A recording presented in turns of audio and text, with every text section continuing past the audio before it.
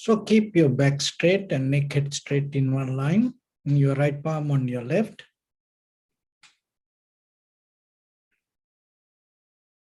Gently close your eyes and focus your mind to this bell sound, please.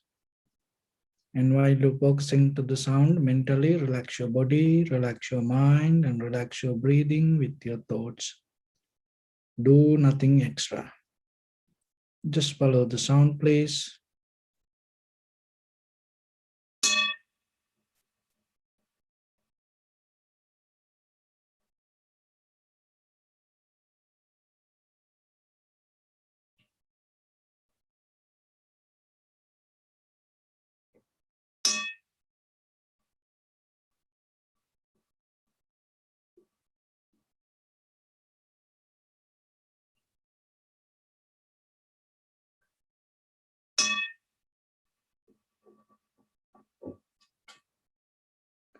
Namo tassa bhagavato arahato samma sambuddhassa.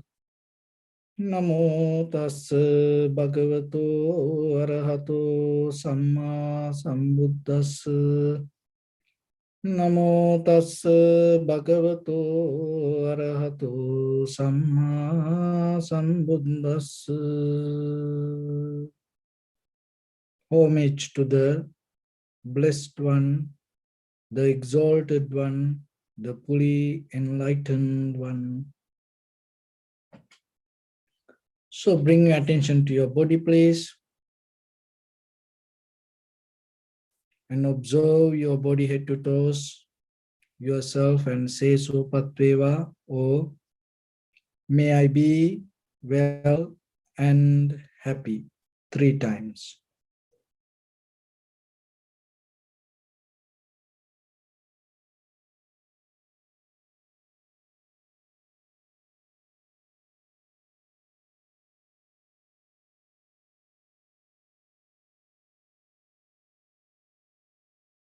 Take a moment and think.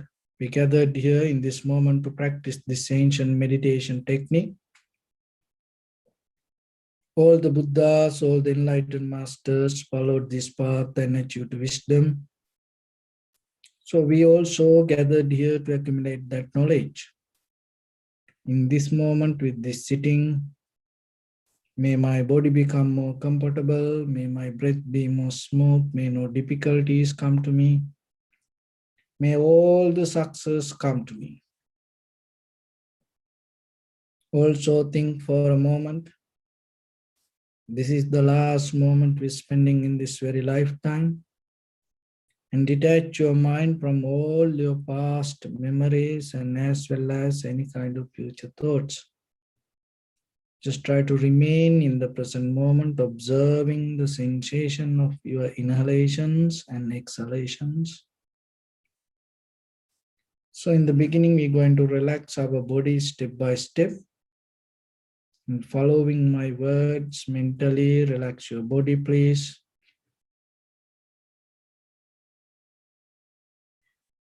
Relax your head.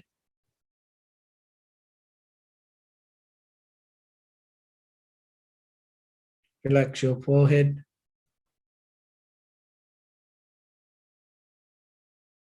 Relax your eyebrows. Relax your eyes.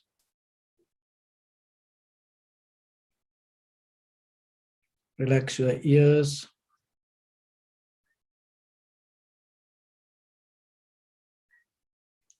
Relax your nose.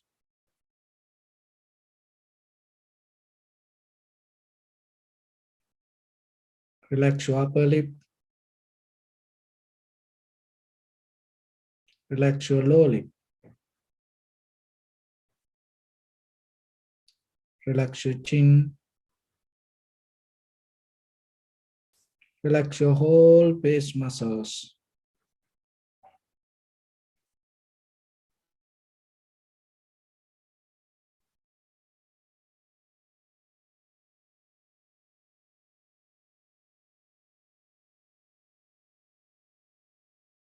Relax your teeth. Relax your tongue. Relax your mouth.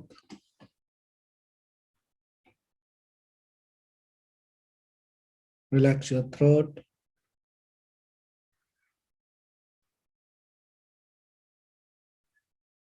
Relax your neck.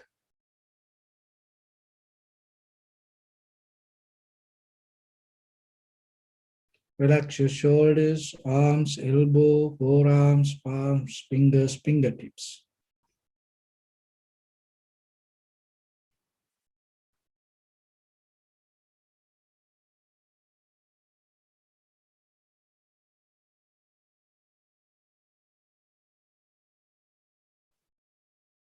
Relax your back muscles and relax your spine.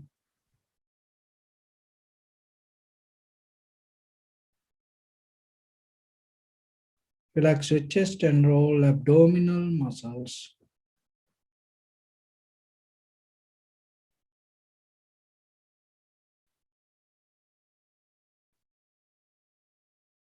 Relax your lungs.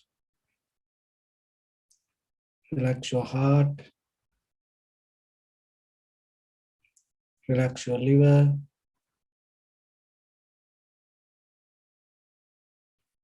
Relax your kidneys.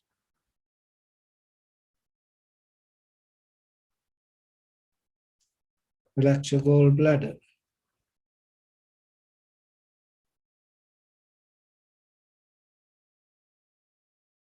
Relax your pancreas.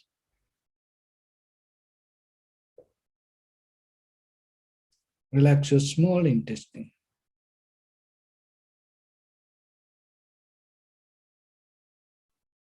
Relax your large intestine.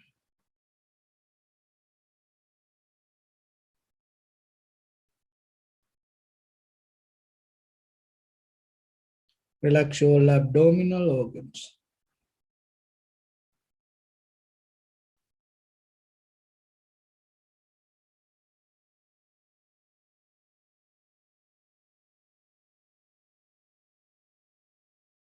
Relax your buttock.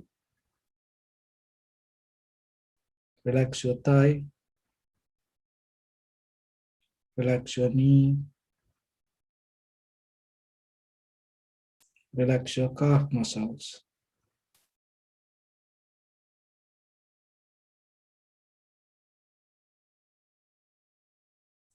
Relax your foot and relax your toes. Relax your whole body muscles, tendons, ligaments, bone marrows, and whole skeleton.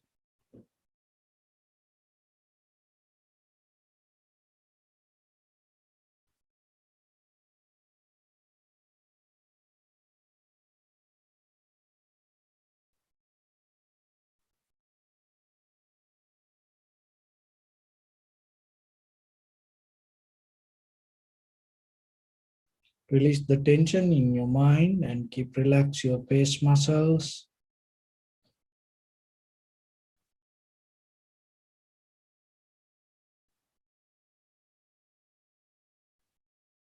So bring your attention to in front of your nose and your upper lip area. Deeply and gently breathe in, breathe out 3 times and find the sensation, please.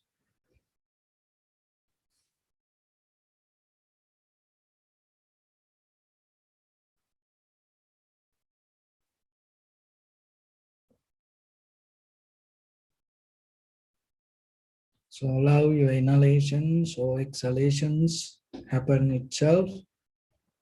And when it happens, just recognize it through the sensation of it. Don't visualize, don't think about it. Don't try to maintain or regulate the way you want. Just simply allow it to happen naturally itself.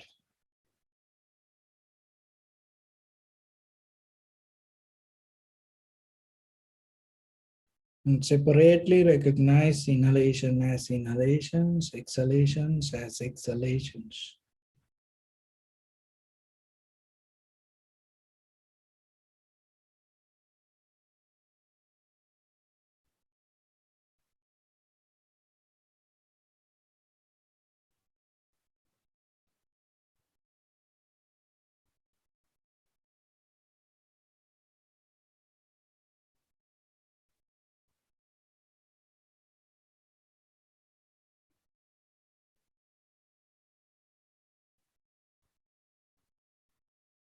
Let everything to settle down as it is.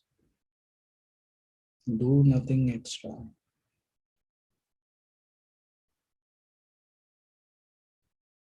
Time to time, be aware about your posture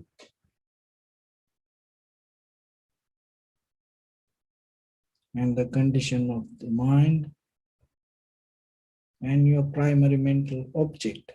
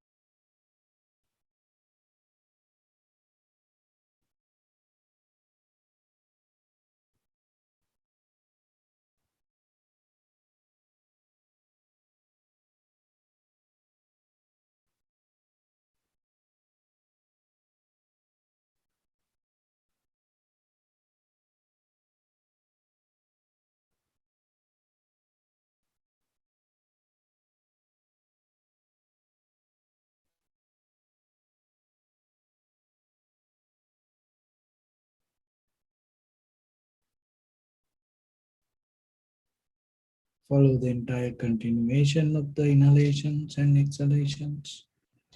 Knowingly, this is the beginning, this is the middle, this is the end of the inhalations or exhalations.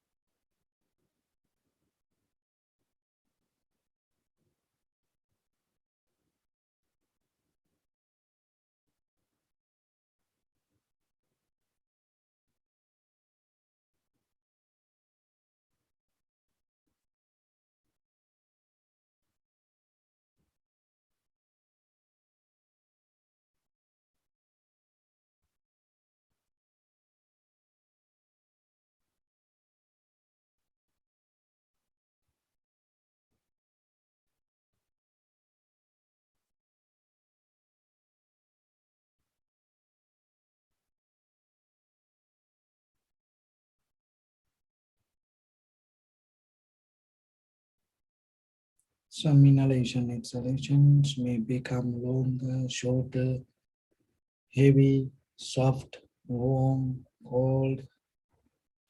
Just recognize it. Don't try to change anything. Just accept everything as it is.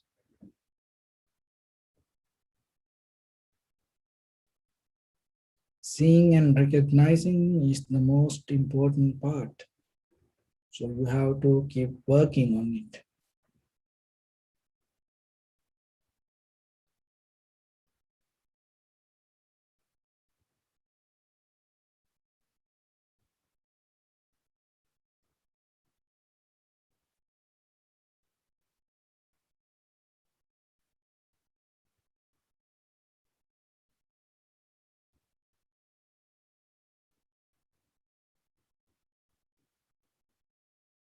Observe how the calming down your body inhalations happens.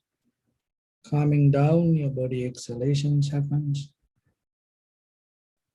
Calming down your mind inhalations happens. Calming down your mind exhalations happens. Calming down your inhalations happens. Calming down your exhalations exhalations happens.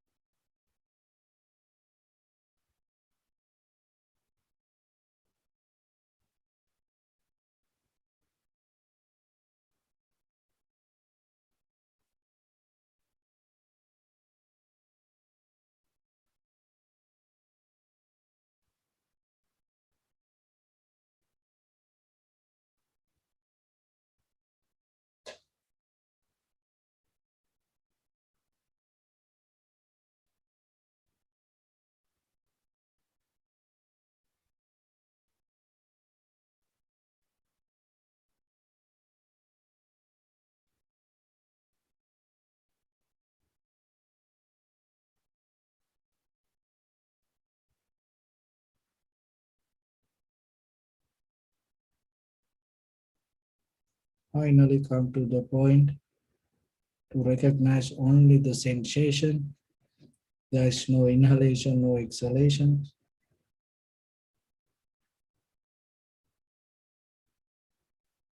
There is no middle, beginning or end. There is no long or short. Just only the sensation. There is no subject or object.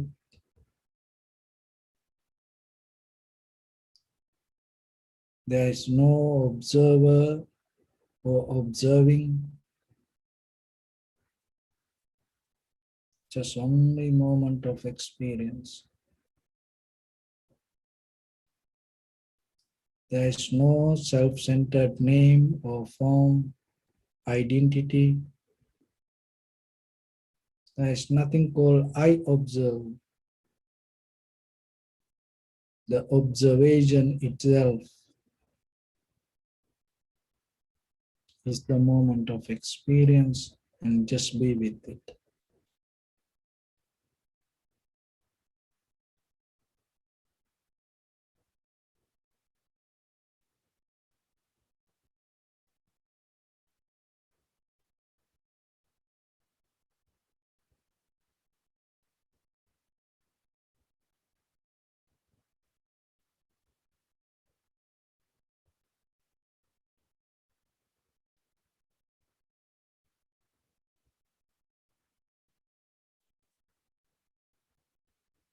In this very moment, the sensation you observe, nothing to do with your past or the future. It arises, exists, and disappear itself in this very moment.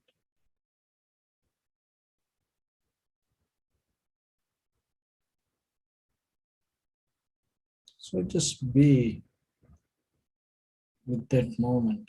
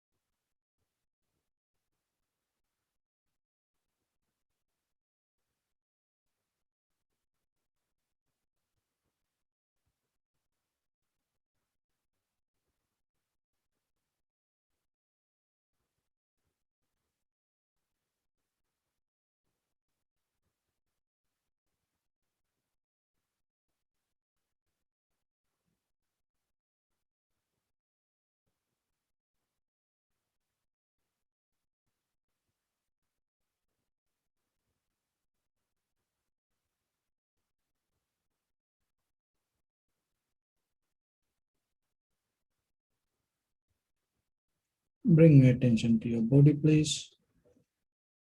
Observe your posture.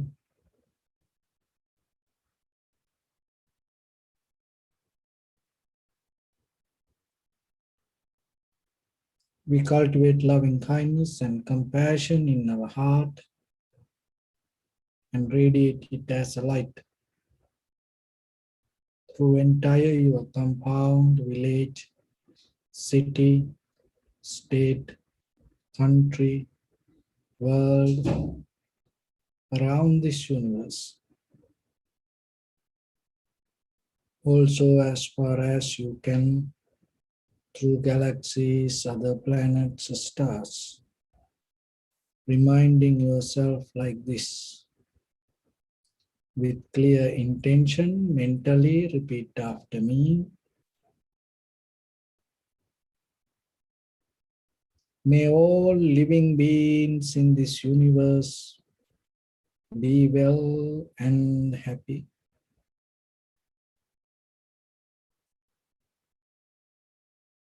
May everyone be happy and safe. And may their hearts be filled with joy.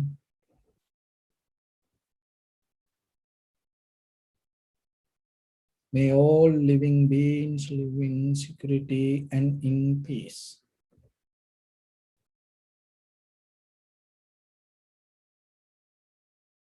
Beings who are frail or strong, tall or short, big or small, visible or not visible,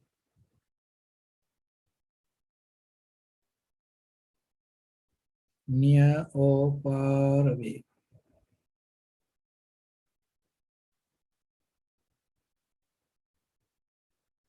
already born or yet to be born.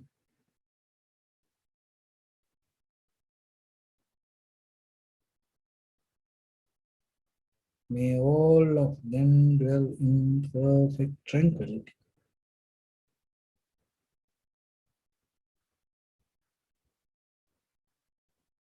Let no one do harm to anyone.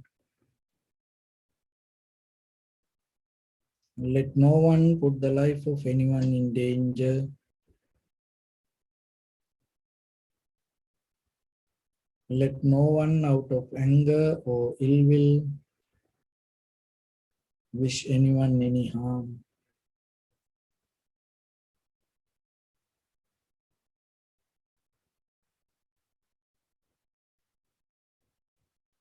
Expand the loving kindness and compassion beginning from your heart forward. Visualize yourself and send it as a light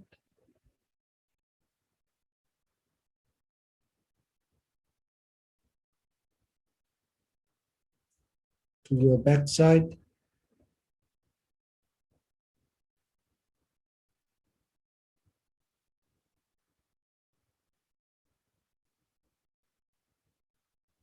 to your left side,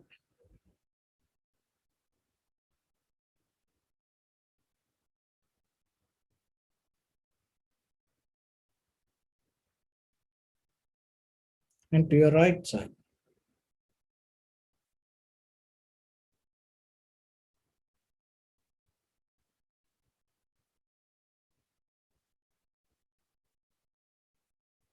Downward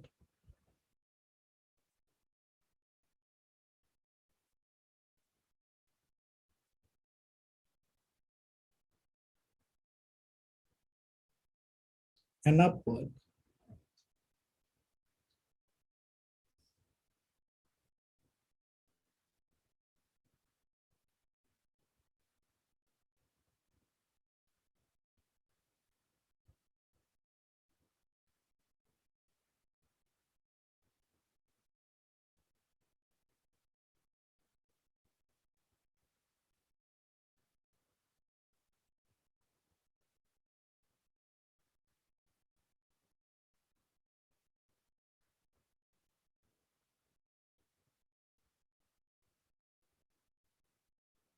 to all six directions at once, like the moon, the sun, spread the light, spread the energy, without any condition, without any limitation, without any resistance or without any judgment.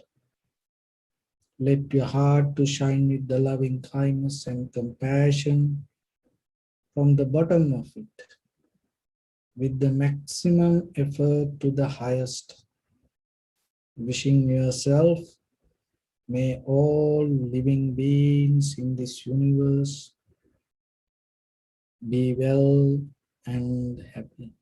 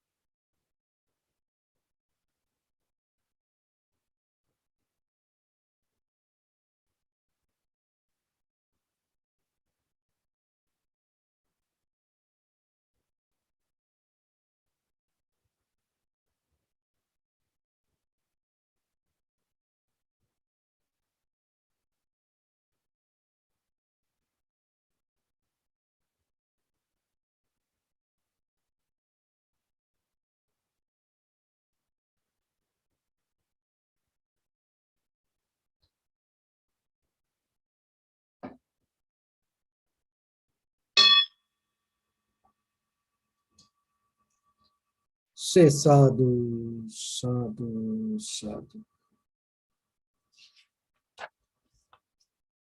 So, dear Dhamma practitioners, the life you experience, your physical, your mental, your social life, and at the same time, the spiritual information came through a long journey and transformed to different methods and patterns. And today, what you experience may be very far from the reality. And maybe we just experience the shadow of the original form. And maybe just we gain the little part of the original truth.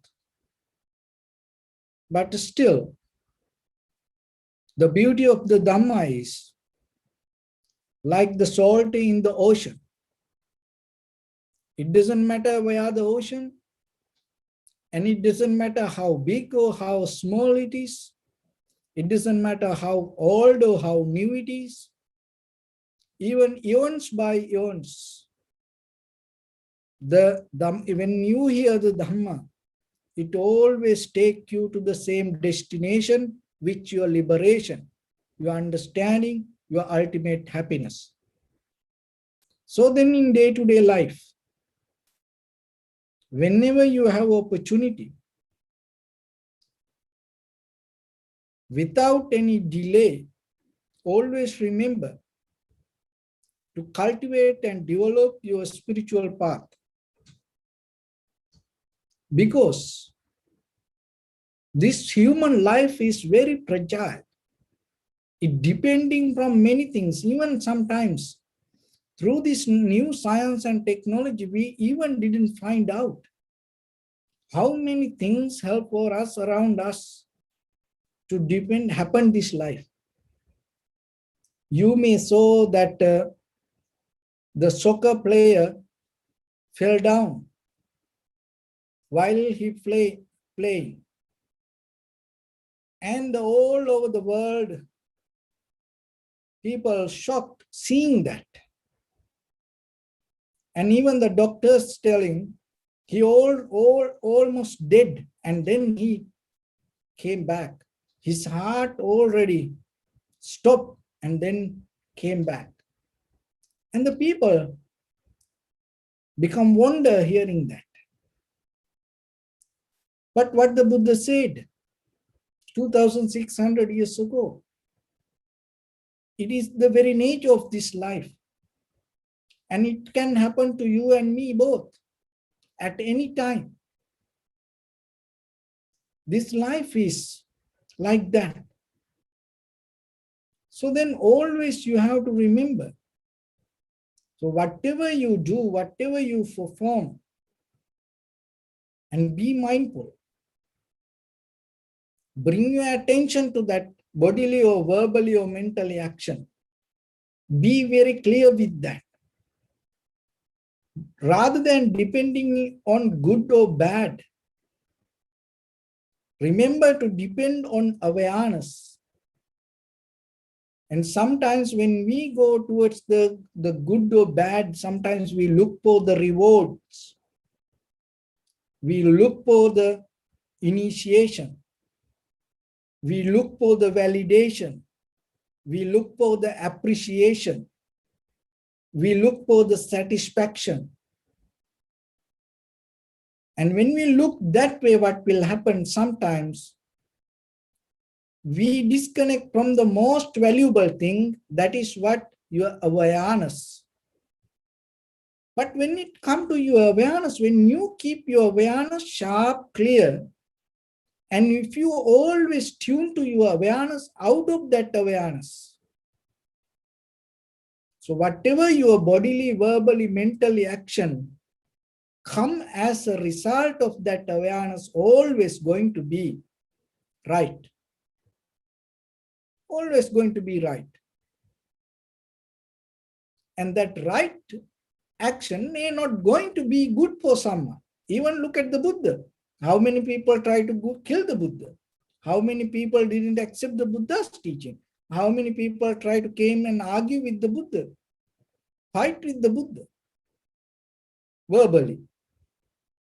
And not only the Buddha, all this generations to generations we see. People always have arguments, disappointment, disconnecting with the truth. Why? Because once we hold it to right and the wrong, and mostly we cannot recognize the truth. So then, why? Because the right and wrong sometimes deeply disconnect us from the awareness. To forget the right and wrong and being mindful is a challenge. Why? Because our entire world, when go with the right and wrong, and to let go that and hold it to the awareness is not easy. Because we're depending from others' ideas, concepts. So then always remember yourself. Whatever right here may be going to be wrong for somewhere else. And whatever good for you, maybe somebody else not going to accept it. And maybe the whatever right for today, not going to be right for tomorrow. But still, when you become mindful, it always going to be the right action that you should take in the moment with the mindfulness, not just the physical, verbal, or mental action, and not the outside opinions or the outside rewards or the outside validation, outside appreciation. So rather than go with that, always it is your responsibility tune to inside. So that is one purpose in when you practice meditation. Slowly, little by little, you develop that art, that you develop that method within yourself. While you're performing, you start to see deeper inside you. So when it comes to the awareness, what the awareness does, the awareness going to take you to the bottom of your own mind, not somewhere else. So when you see the bottom of your mind, what you can see, the intention of the action. So that is very important, even outside result. The very intention of the action. It come out of your mind.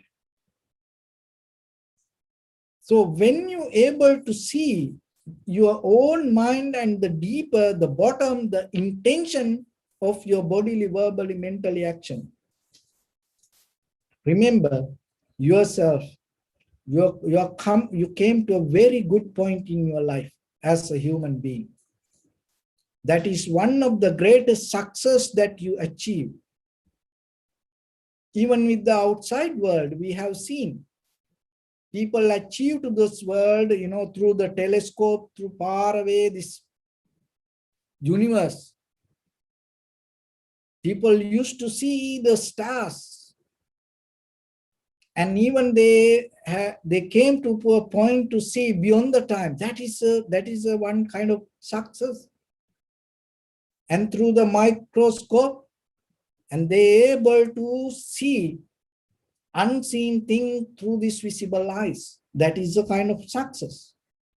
But out of that all, remember, the greatest success that human can achieve is seeing your own mind. The beginning of your own the intention behind your own actions. When you're able to come to see it yourself, half of this samsaric journey going to be over. So then that day you can be really happy. But at the same time, remember, it doesn't matter with this outside world. Maybe in the future you will travel to this space and you may see a lot of things, whatever exists around us, and may whatever that other people cannot see, maybe you have opportunity to see that things. But still, when it comes to the success of the real success of this human life, it is nothing to do with this outside seeing. It is seeing your own mind, the bottom of your own action, and seeing the intention and from where it come and recognizing that. When the day you able to recognize that, remember, you come to a point, you can be really happy, and it's kind of like you paying back to your old ancestors. You paying back to your old forefathers. Why? Because generations to generations, eons by eons, through these human civilizations, people work so hard, sacrifice a lot to gain that wisdom. You have no idea how hard it is. And you are so fortunate today. And sitting like this comfortably yourself, and hearing this and experiencing it yourself. So then get the best out of this. Don't give up this opportunity. Get the best out of this. It is the best that you can do to yourself. Why? Because tomorrow we don't know what will happen. It's all the material things is good. You have to appreciate it. You have to respect it. But at the same time, you have to remember, out of this all success, out of this all, the final destination you should achieve is what? It is your own recognition, self-realization. What is the self-realization means? When a thought arises, seeing the bottom of that thought and recognizing the intention. It is not you. It is not a kind of like unchangeable consciousness happening inside you. And it is not someone else's decision or the wish. It is not the unseen power or the creator hold. It is the very experience of cause and effect. And once the day you are able to see that, then naturally you understanding this all happening depend on the cause and effect. And that is where you naturally get out of the self-centered mind, egocentric ideas. When you get out of that self-centered mind or the egocentric mind, egocentric ideas, there is no way that you're going to hold things, grasping things, clinging to things, believing this is me, this is for me, this is for my future, like that. Why? Because you already know there is no me. So this is a process that you go step by step, step by step. When you walk in this path, this is a mental exercise that you practice, and at the same time you have to remember when you go towards the truth, there are two paths. It's like the freeways. That sometimes it's two lines and sometimes two separate roads, westbound or the left, right and left, or the east and west. So like this, so like that, inhalation and exhalation. In the surface level, even though you can name the freeway or the highway or the road with the one name, it has two lines coming and going also like that. Left and right like that. So, in the path of this spiritual journey, there are two lines. One is conventional truth and the other one is eternal truth.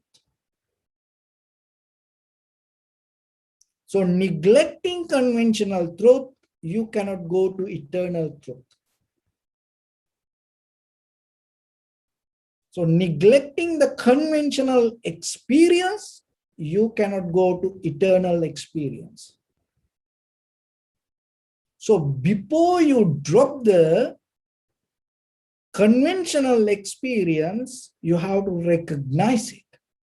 Without recognizing it, with just neglecting the conventional experience, you will never go to eternal experience. The very reason is this. The eternal means the final or the fully 100% recognition of the conventional. So then you have to see it. But mostly when it comes to our spiritual practice, we neglect our conventional experience. So that's why sometimes observing inhalation, exhalation, oh, forget about inhalation, exhalation. I want to come to experience the nothingness. So without recognizing that there is something that you have, you cannot go to understand what is nothing. So then in the very first level, you have to come to understand with your eye, ear, nose, tongue, body, mind, this experience, this perception comes to you. Accept it. That is the beauty of the human life, because there are some existence, they cannot experience this. and they're missing some part. But when it comes to the human world, you are completely have ability to experience the total package of the existence. So then if you don't accept it, how you can experience it? So then if you cannot experience, how you can understand beyond it? So then in the very first level, remember to get into the conventional truth. So in the conventional truth, there are four important pillars, subjects that you have to understand. Neglecting this anything, you cannot go beyond this conventional truth. So when it comes to this conventional truth, to accept this conventional truth, one of the major important part Buddha's teaching is freedom of thought. Remember this. Freedom of thought, freedom of knowledge, freedom of understanding. So for that, basically, questioning, debating, discussing, gathering like this, listening is one of the major part in the Buddha's teaching. When you go towards your development of your liberation, in this conventional life, to cultivate your mind with this conventional truth, you have to go with this all the conventional facilities that provide us to develop the mind. So that is very necessary. So then when it comes to any teaching, any spiritual teachings, remember this.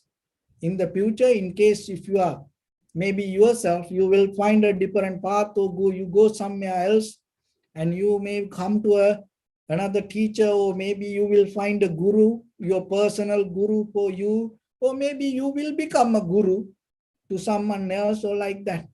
But remember these three measurements. If anybody tells you, if you really look for the truth, and if it is related to the Buddha's teaching, if it is related to someone else, something else, it doesn't matter. But when it comes to the Buddha's teaching, if anybody tells you, if it doesn't matter the high priest or the high priest or the any world famous leader or the teacher or guru, it doesn't matter. Maybe that person having 10 million, 20 million views, talks, or like that, maybe bestseller books, doesn't matter. Remember this. If that person tells you, if you hear from that person, don't question, just follow. That nothing to do with the Buddha's teaching. Completely different. Don't question. So another one is, don't debate on the teachings. No debates. And another one is no discussion, only listening, follow. So when it comes to Buddha's teaching, to develop the freedom of thoughts, you need to have this all three tools in the conventional way. Questioning, and debating and discussing. And at the same time, you have to remember, so the freedom of thought should be free from the dogmas, ideas from others, and at the same time, our self-centered mind created dogmas. You have to have 100% clear intention to look for the truth, rather than when you go for the debate or the question or the arguments or the discussion, if you have the preconditioned mind and you come to a point and hold some kind of ideas, and to prove that idea, if you go for a debate, it is not a debate. It is not a discussion. But when you clearly have a doubt, when you clearly have an unclear place in whatever the teachings you learn, when there is a kind of like unclarity, always question that. Because the beauty of the Buddha's teaching, when you look into that, that is where you see. And not only that, when you question yourself and when you have that freedom in you,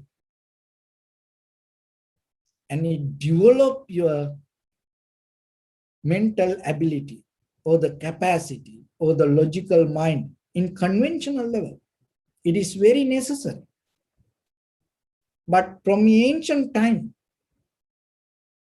there is always a challenge with our culture, with our tradition, with our parents, and with our generations, and with our schooling.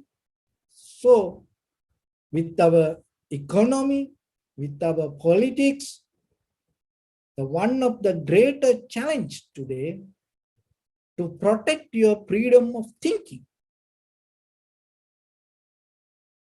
Because that whatever the information that we gain, it always trying to limit our freedom of thinking. So then when it comes to the meditation, don't bring that same kind of attitude to the meditation also. Keep the freedom of recognizing. Don't bound to even your own feelings. Don't caught up with your own experience. Don't caught up with your own ideas. That also part of freedom of thinking. So this is to do that way, you have to have a great effort to let go what you know. Especially when it comes to the little things that we believe. And totally you have to trust the mind.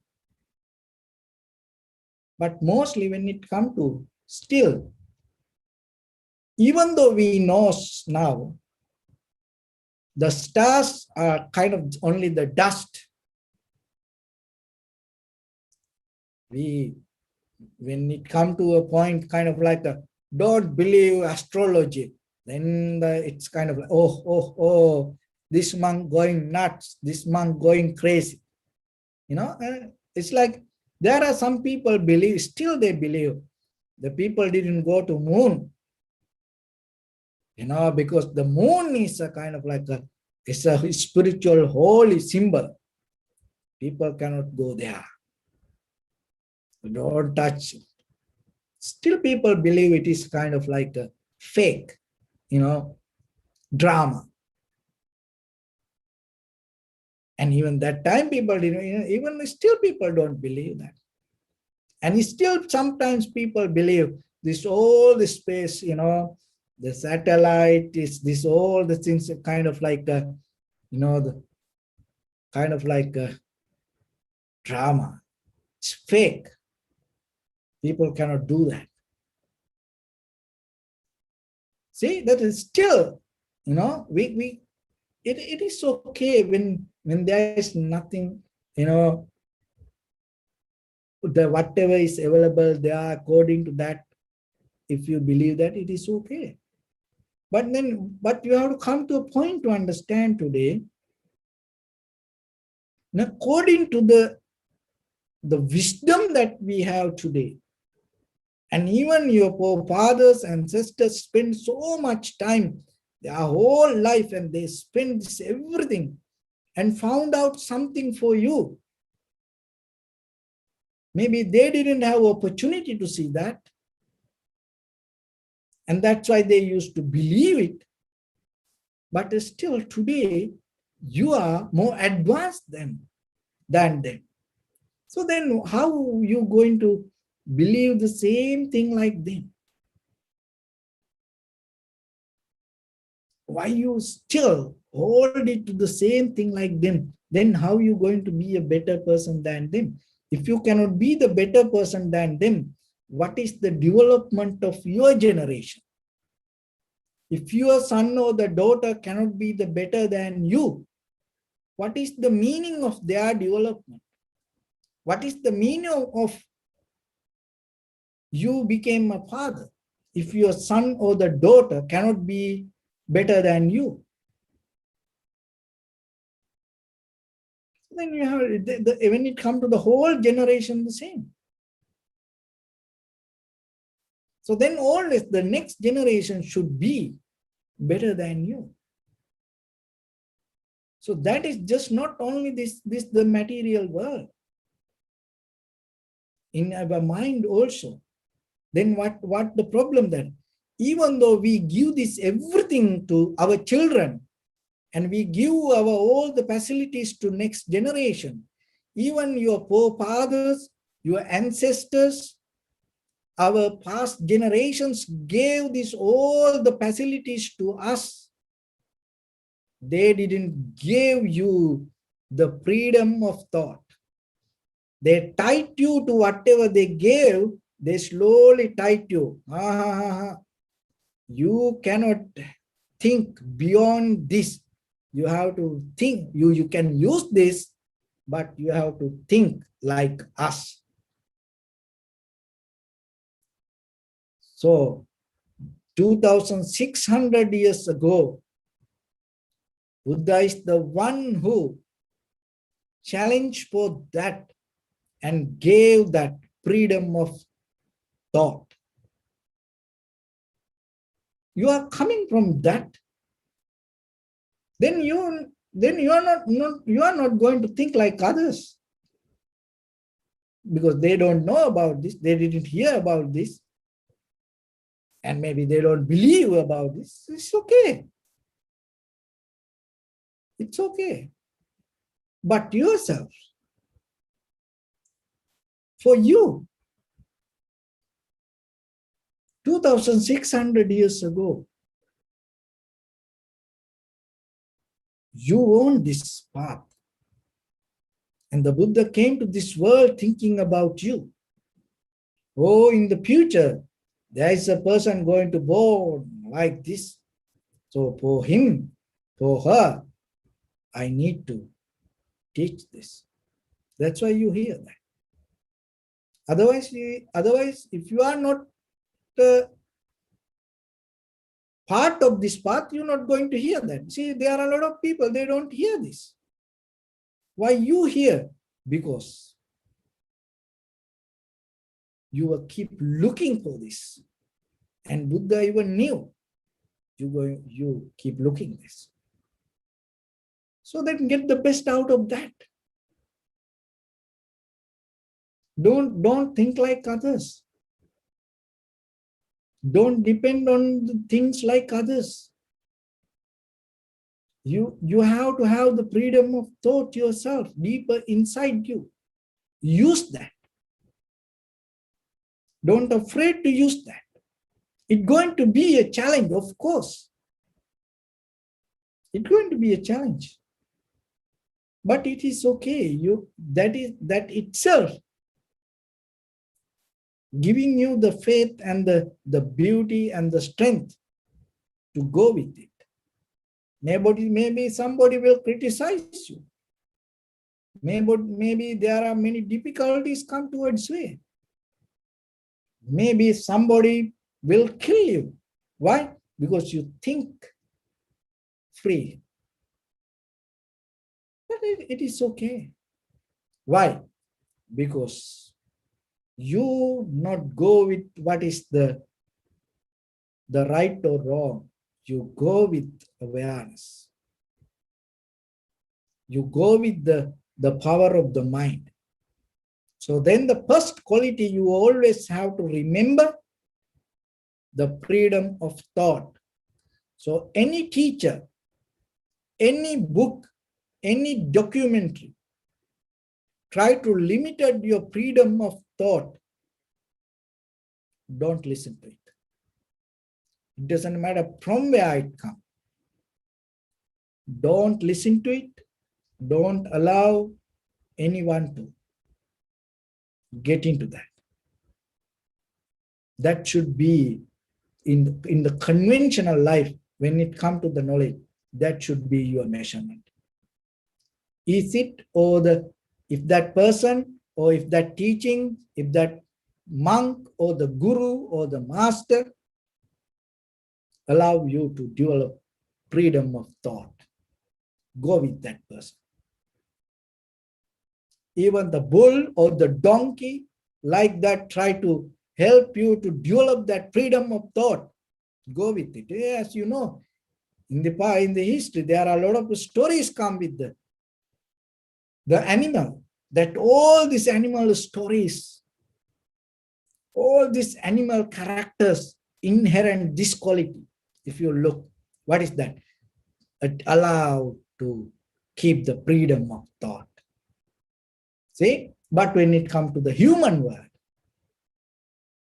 we always trying to limit it. Why? Because the bottom line is all the economy, science, technology, religions, media, this everything governed by greed, hatred, or the delusion. That's right. When something governed by the greed, hatred, or the delusion, it always attacks to the freedom of thought. Second one, human dignity. So when it comes to the Buddha's teaching, it always try to protect the dignity of the humanity.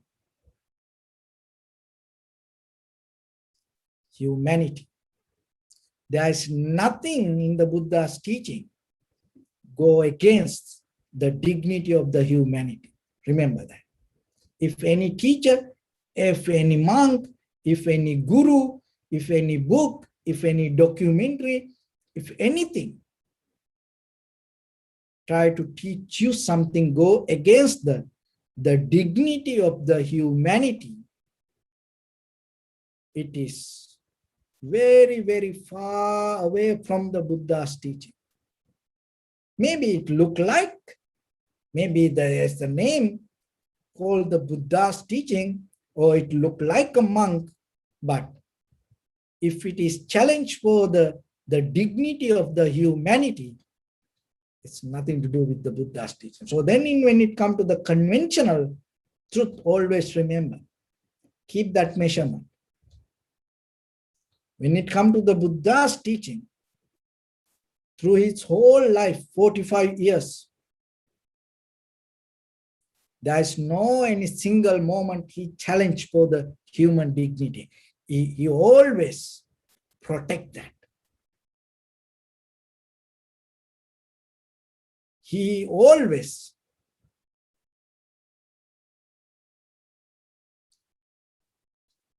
go for the human dignity. Not to destroy it, but to prove that and protect it. So then in day-to-day life, when it comes to your practice, remember that don't challenge for the human dignity. And it's totally different from the Buddha's teaching. And today, when it comes to the world, look at this artificial intelligence. It's the society. It's a kind of like a new trend. It's coming to having idea to challenge the human dignity.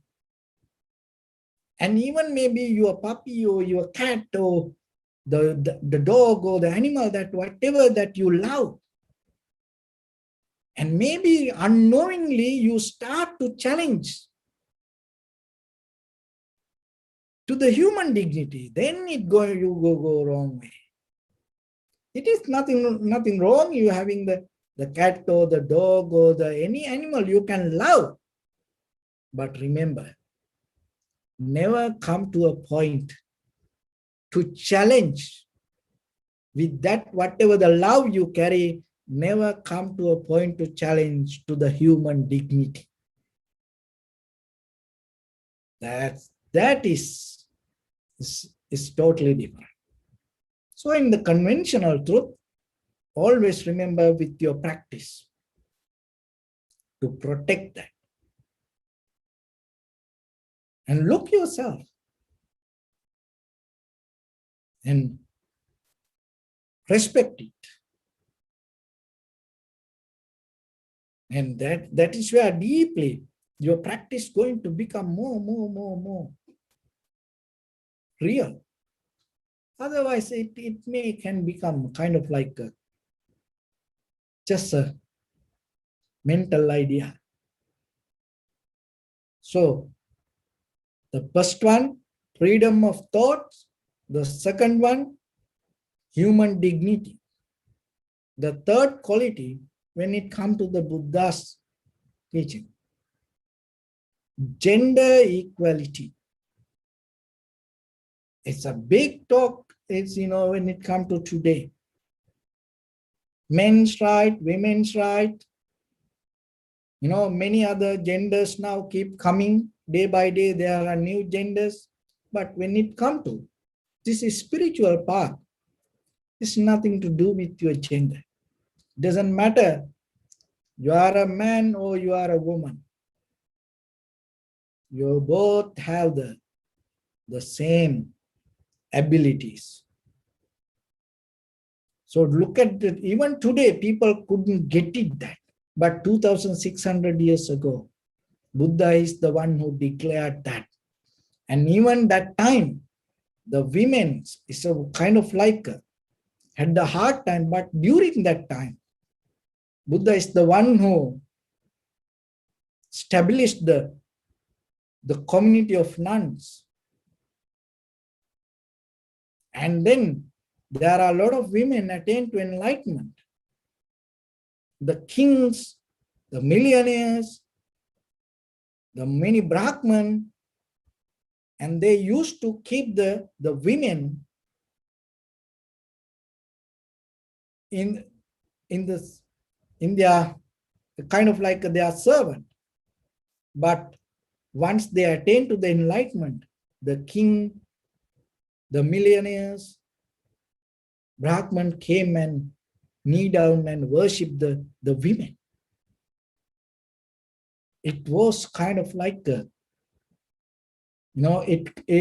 the society it couldn't handle. Even still in the society, look at after these generations, still it is exist. But when it comes to the community of Sangha, there is no gender difference. So then remember yourself in the conventional truth. When you develop the conventional truth, develop your truth with that foundation. You will see how difficult it is. How difficult it is. Why?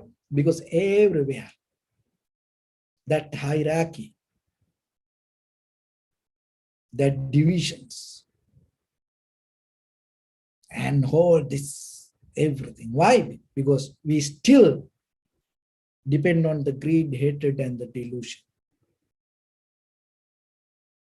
So then look at yourself.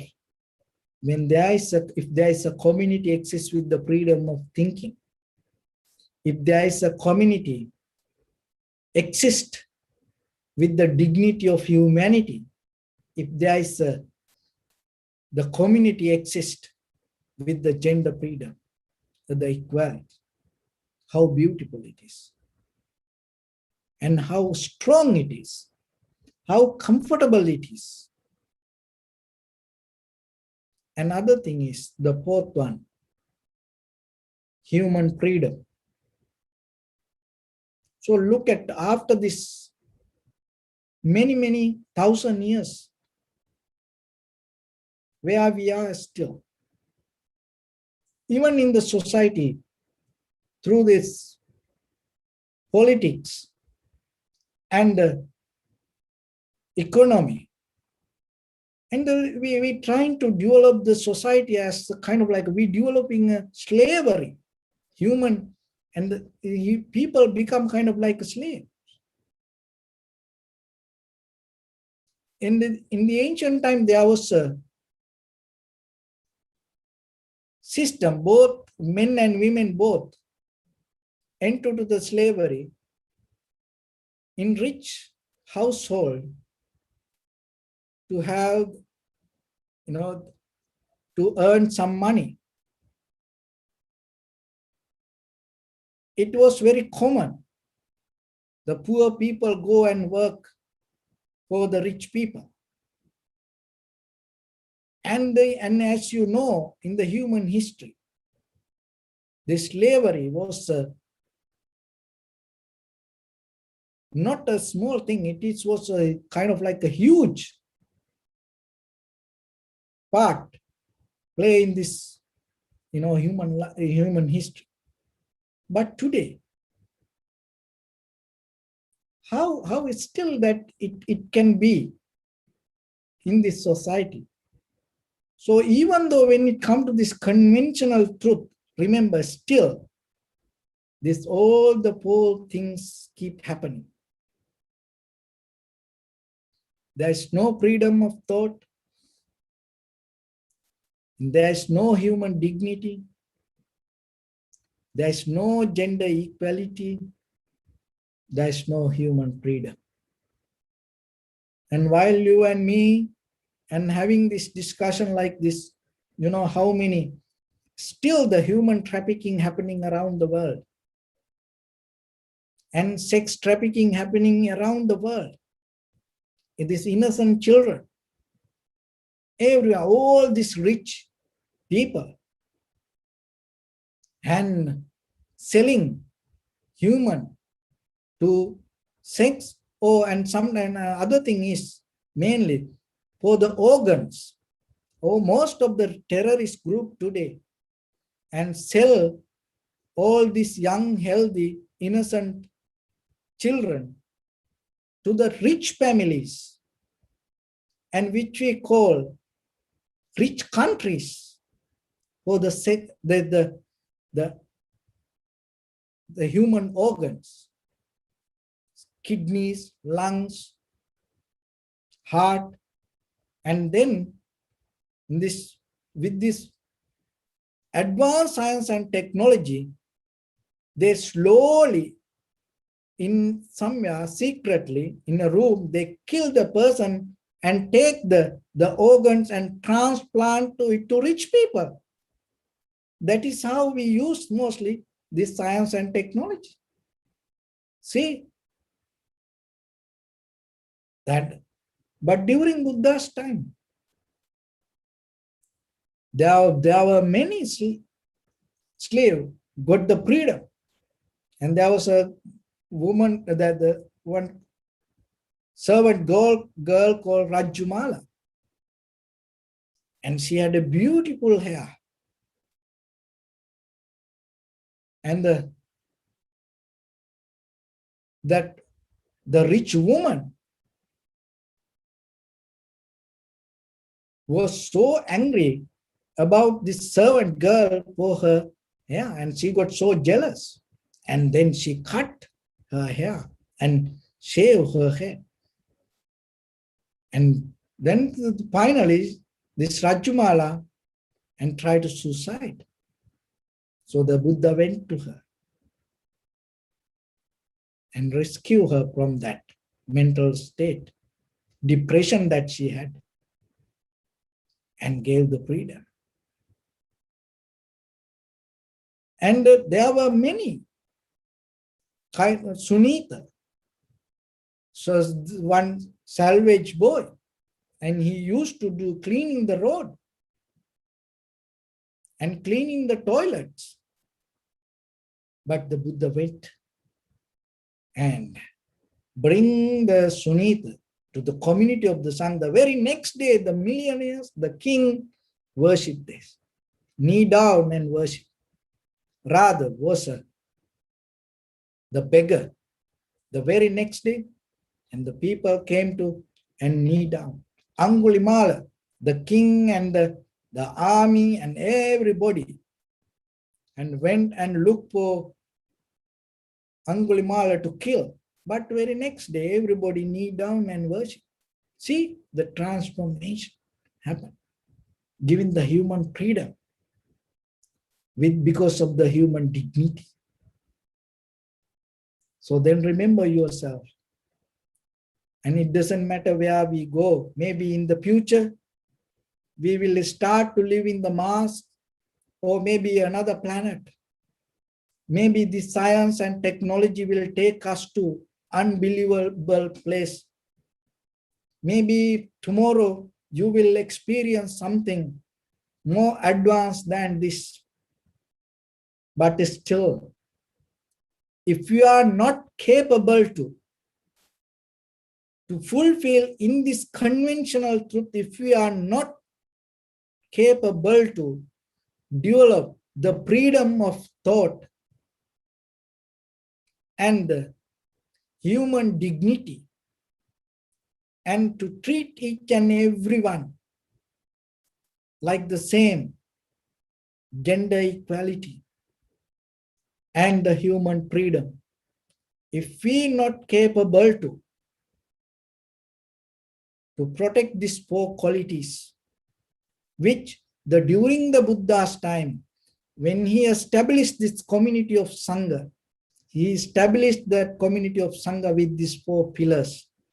So then whoever follow this wisdom path, whoever become a part of this community of the Sangha, whoever become part of this Buddha's dispensation, always remember, you have to develop your conventional truth on these four pillars. If you're not able to hold these four pillars, you are far, far away from the Buddha's teaching. Maybe you look for, you dream, you wish for, you think for the liberation. But eons by eons, you will keep going. You will never come to even very close to it. You will go far, far away from it. So then, it's nothing wrong with becoming rich. It's nothing wrong with the science and technology. It's nothing wrong with this mass medias and the information that pouring to us. It's nothing wrong with the politics or anything. But if everything capable to protect these four pillars, that is the day the world going to be a beautiful place, and giving the security and freedom to each and everyone. When the human life become fulfilled and success with these spiritual world qualities, as a result of that, the all living beings going to be protected. So that is the day this entire universe going to be well and happy. So with that, I bless upon everyone. With this good practice, may all of you be well, happy and peaceful. May no harm come to you, may no difficulties come to you, may no problems come to you. May you also have the patience, courage, understanding and determination to meet and overcome inevitable difficulties in your life. During this time period, may everyone stay healthy and safe. And finally, may all of you attain supreme bliss of Nibbana. Sabbityo vajjantu sabbarogo vinasatu mate bhavatantarayo sukhi digayuko bhava. ittavata ca ammihi sampadam punya sampadam sabbe devanumodantu sabba sappatti siddhya sabbe bhutanumodantu sabba sampatti siddhya sabbe satta anumodantu sabba sampatti siddhya idammi punya kammang asavattaya vahang hotu sabba dukkha pamuncatu. Blessed.